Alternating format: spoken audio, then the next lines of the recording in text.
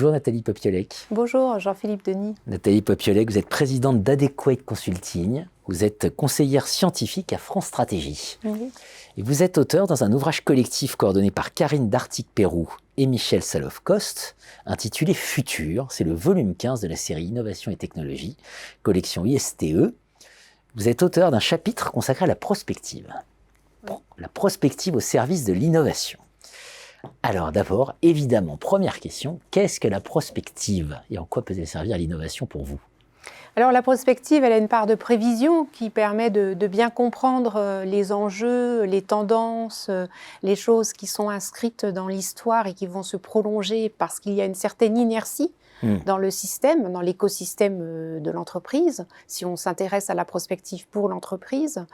Mais il y a une partie aussi d'utopie, c'est-à-dire d'imagination et de création de futurs nouveaux, ce qui est intéressant lorsqu'on veut innover en rupture et s'intéresser aux questions de la transition et de la mutation. Oui. Le moins qu'on puisse dire, c'est que la période est propice à se poser ce type de questions. Vous avez une réflexion extrêmement intéressante sur l'art de décider en univers incertain. Vous nous dites, en fait, on ne peut plus probabiliser. Et c'est pour ça qu'on a besoin de prospective. Voilà, quand on peut probabiliser, nous faisons des scénarios probabilisables. Mais quand on ne peut pas, eh bien, on génère des contextes nouveaux, des scénarios un peu utopiques. Et en même temps, on est capable de générer des solutions nouvelles grâce à des disciplines qui font partie de la prospective, mais qui nous permettent de faire des pas de côté et d'imaginer, de concevoir des choses nouvelles.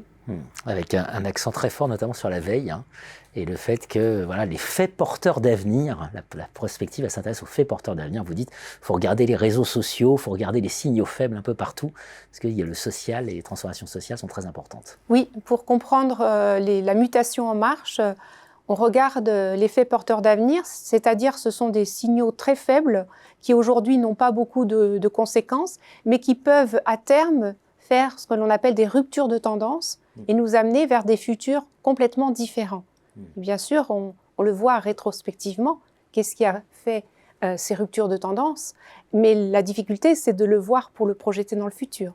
C'est absolument passionnant. Futur, c'est le volume 15 de cette série Innovation et Technologie, édition ISTE. Merci Nathalie Popiolek. Merci beaucoup Jean-Philippe Denis.